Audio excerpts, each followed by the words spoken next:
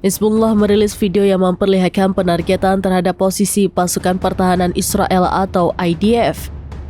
Video penyerangan itu diunggah di Telegram pada Rabu 6 November.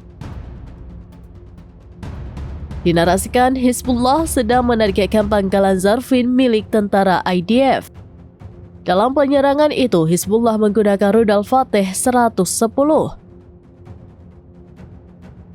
Rudal tersebut mampu meratakan pangkalan IDF. Serangan rudal Fateh 110 Hizbullah pun turut meledakkan bandara Ben Gurion yang berada di selatan Tel Aviv. Brigade Al-Quds kembali menembaki posisi pasukan pertahanan Israel atau IDF di Jenin. Kali ini Al-Quds Brigade Jenin melakukan penyerangan ke pos pemeriksaan musuh. Penyerangan itu dilakukan seorang diri yang kemudian videonya diunggah di Telegram pada Rabu 7 November. Dinarasikan pejuang Al-Quds menembaki pos pemeriksaan dan meledakkan konvoi amunisi untuk tentara IDF di Jenin. Perlawanan Islam Brigade Aulia Al-Dam turut memerangi Israel. Mereka mengunggah video detik-detik penyerangan yang menargetkan 4 sasaran penting di Golan dan Haifa di wilayah pendudukan.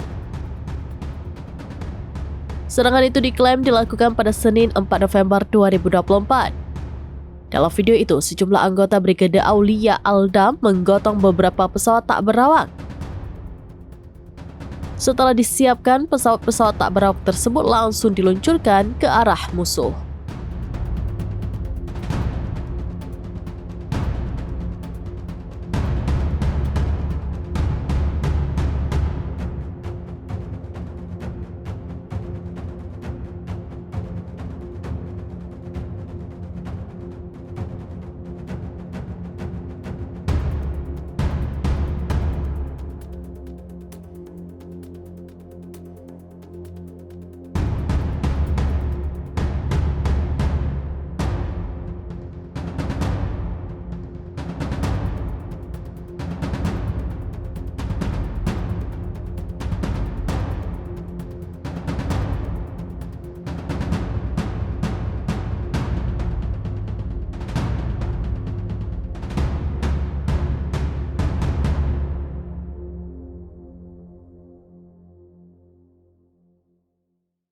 Download Tribun X sekarang, menghadirkan lokal menjadi Indonesia.